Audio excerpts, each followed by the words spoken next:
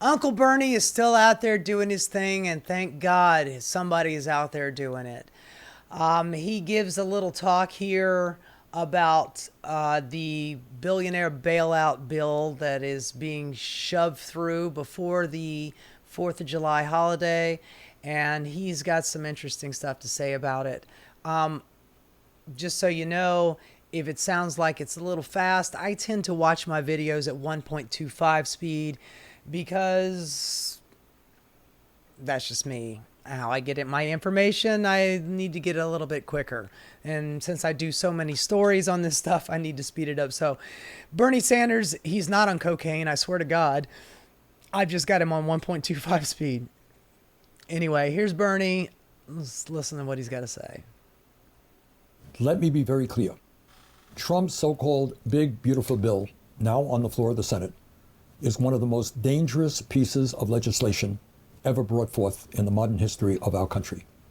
It is a gift to the billionaire class while causing massive pain for working families. Actually, I'm wrong. I shouldn't use the word gift because the billionaires paid for it. This bill is an absolute reflection of a corrupt campaign finance system. The billionaires invest hundreds of millions of dollars in candidates and in elections, and in this bill, this piece of legislation, their investment is paying off.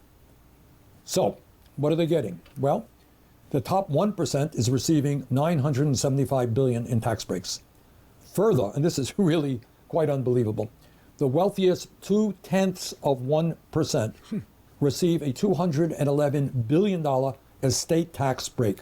$211 billion for the top 0.2%. State tax, that is the what I get to leave my children. It used to be just a couple of years ago. It used to be you could leave per parent $11 million to your kids tax free. Now, obviously, that's gone up, and it's 0.2%. Jesus Christ! And by the way, when Bernie says they paid for it, they absolutely did. What do you think? Campaign contributions, dark money, super PACs. What do you think that's all about? And it's thanks to Citizens United. There's completely unregulated, copious amounts of cash flowing through our corrupt political system. In that provision, 99.8% of Americans get zero. Further, large corporations in this bill get a $918 billion tax break. That is what the 1% and the wealthy campaign contributors get. So here's what you get, assuming you're not a billionaire. This bill throws over 16 million people off of the health insurance they have by slashing Medicaid and the Affordable Care Act by over $1.1 trillion. So, $1 trillion in tax breaks for the 1%, $1 trillion in cuts in Medicaid and the Affordable Care Act. But yet the military budget has gone up like $150 billion to $1.1 trillion. Isn't that interesting? Further, it forces millions of Medicaid recipients to pay a $35 copayment every time they visit a doctor. So what is the impact of all this? What happens when you throw 16 million people off health care, you impose a $35 copayment? Well, what the Yale School of Public Health and the University of Pennsylvania estimate is that if this reconciliation bill is enacted, and it's unbelievable for me to say this, but this is what they are telling us. This is what they have studied. If this bill goes through and all these healthcare cuts take place, over 50,000 Americans will die unnecessarily each and every year. 50,000 Americans. In other words, that's on top of the 60,000 people a year that die because they don't have any health insurance at all. So now you're dooming another 50,000 people who had Medicare, who had some kind of health care. Now they won't have it. So that's 110,000 people are going to die every year because they don't have health care. Yeah, man, we're making America great. This bill is a horrific death sentence for low income and working class Americans. Further, if this legislation is enacted, rural hospitals all over the country that are already struggling would be forced to shut down. It would also make massive cuts to community health centers and nursing homes. Money being spent at these hospitals Medicaid dollars spent at these hospitals, these small rural hospitals, is what keeps that hospital afloat. If it's in a rural area, pretty much ensures that most of the people that visit that hospital are poor people. And most of those poor people have some kind of Medicaid coverage. So when you ensure that those people will not have any Medicaid coverage, excuse me, they're not going to be spending their Medicaid dollars at these hospitals, and they're going to close down. And when those hospitals close down, it's going to put strain on the hospitals that are still open. The people that live in that rural area are going to have to travel an hour or 2 or 3 to the next closest hospital. You're ensuring that if there's an emergency, where are you going to go? You got 3 hours to get to a hospital. You're going to die, man. And none of these people seem to care. By the way, the same thing with food stamps. Food stamp dollars get spent in small community grocery stores. Those grocery stores are going to go out of business because they're not going to be getting the food stamps or the SNAP benefit money, going into their grocery store. Farmers are going to be suffering because a lot of the food that they make and grow is subsidized by SNAP benefits. There's a lot of things that people are not taking into consideration when you cut social services like that. There's knock-on effects that go on past the individual who is losing that social program. It's all the things that are connected to it, like hospitals and grocery stores and farmers. In other words, this legislation is the most significant attack on the healthcare needs of the American people in the modern history of our country. So, our healthcare system is broken, it's dysfunctional, and they make it even worse. And that's not all. This bill wipes out nutrition assistance for millions of hungry kids at a time when we have the highest rate of childhood poverty of nearly any major nation on earth. This bill will also make it much harder for working class kids to receive the higher education they need by cutting education by some $350 billion. At a time when the planet is struggling with climate change, heat waves now all over the world. This bill decimates investment in energy efficiency and sustainable energies. Yeah, I heard that too, that any kind of subsidies for solar and wind and, geothermal, all that kind of stuff, that's all going away. Basically, strangling it in the crib before it even gets a chance to grow. I mean, that could be a huge economic boon for our country to have, programs like that for green, sustainable energy.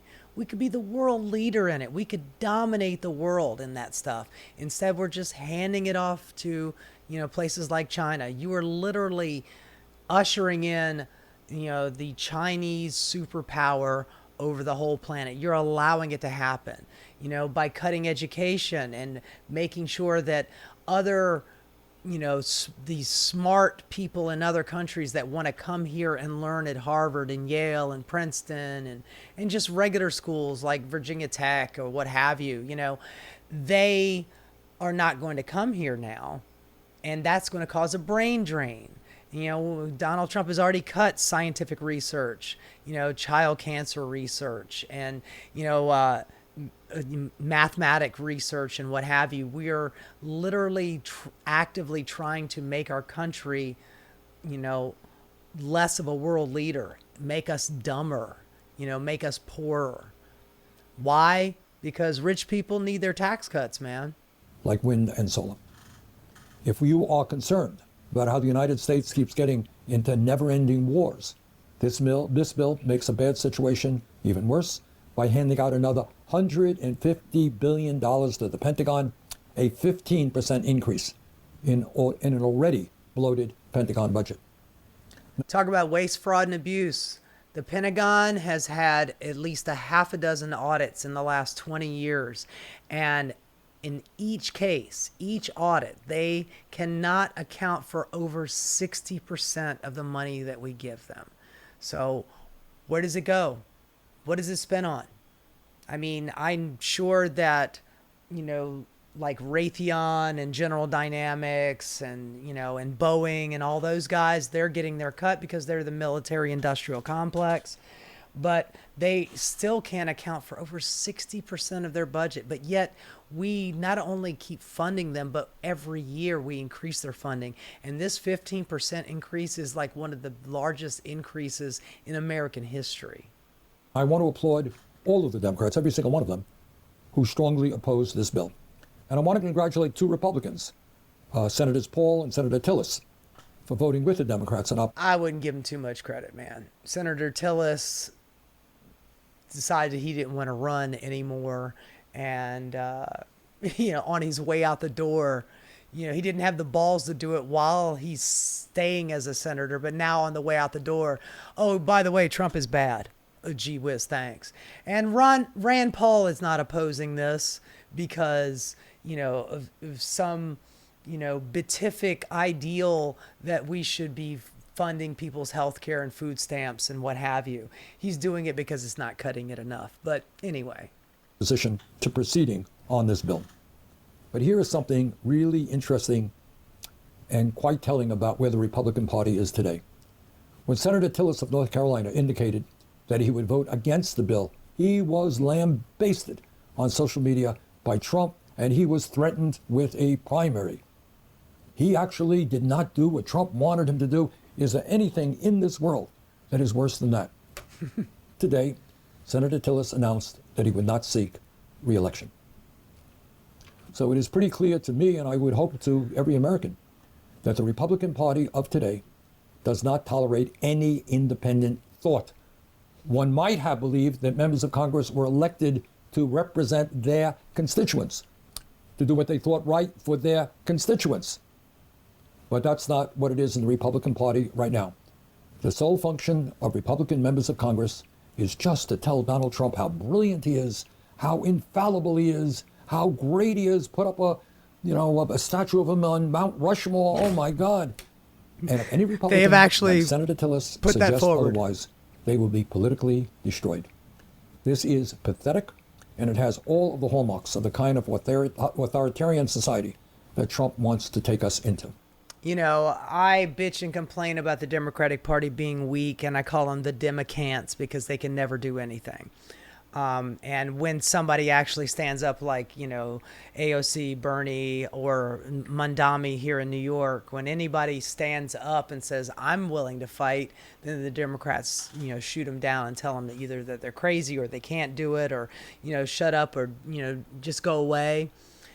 And, there's a handful of fighters and they're being marginalized. Bernie, he ran for president twice and we told him to fuck off twice because the political machine, the Democratic Party, the media, they all pounced on him. And I always bitch and complain about the Democrats being so weak, but I have never, ever in my life seen a weaker group of people than Republican Congress members. They are absolutely pathetic. They will do anything the dear leader says. We shouldn't even call it the Republican Party anymore. It's the Trump Party. The Republicans are gone. They are just Trump sycophants. And who gives a good goddamn about what their constituent says? They don't care. They care about the dear leader and maintaining their job in hopes that Donald Trump will look on them favorably and not send some psychotic MAGA chud through stochastic terrorism to go after them with a gun like what happened in Minnesota a couple of weeks ago. With that crazy right-wing Trump supporter who killed 2 state legislators. Or attempted to kill one and killed one and her husband. So anyway, the weakness in the Republican Party is unmatched.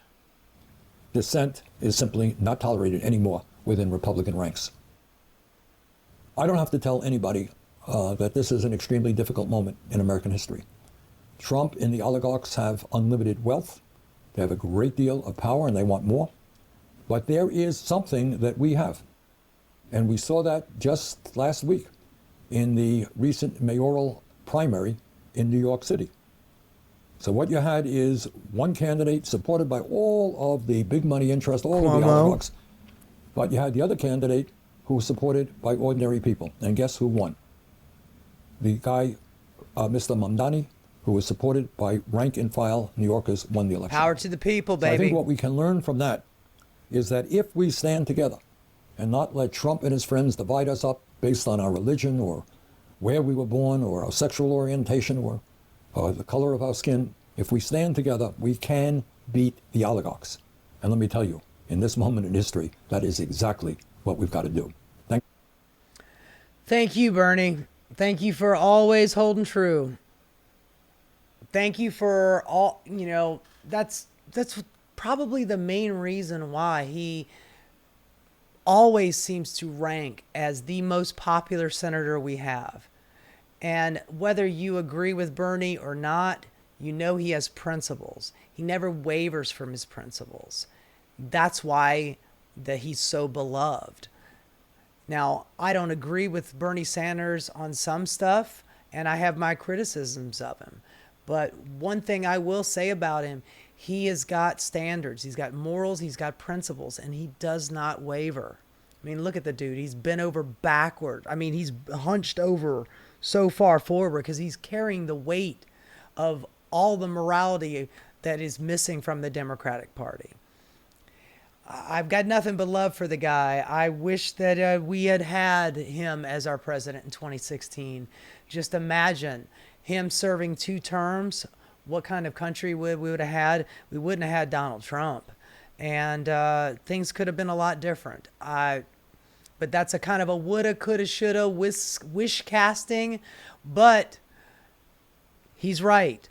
Seeing Mamdani do what he did in New York, going against the odds, $30 million was in Cuomo's coffers, given to him by wealthy billionaire donors, and they couldn't beat him.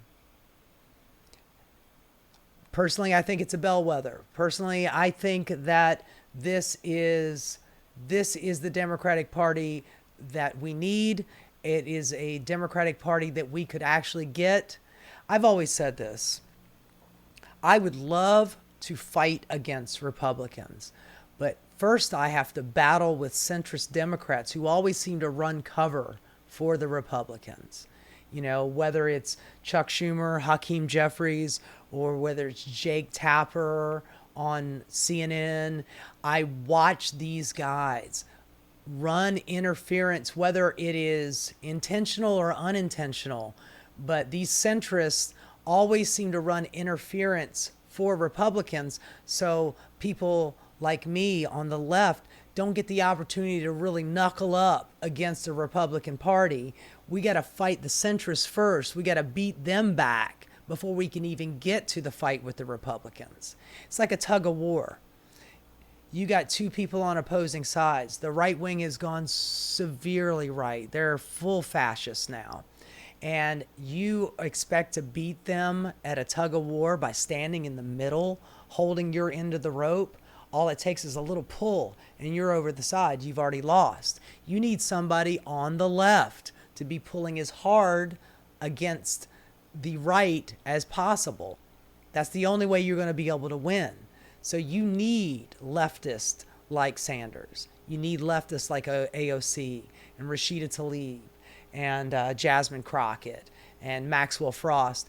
And Zoran Mamdani, he is of the left and he's inspired a lot of people in New York City. I hope that it spreads. Hey guys, thanks so much for watching. If you enjoyed what you saw, please like and subscribe.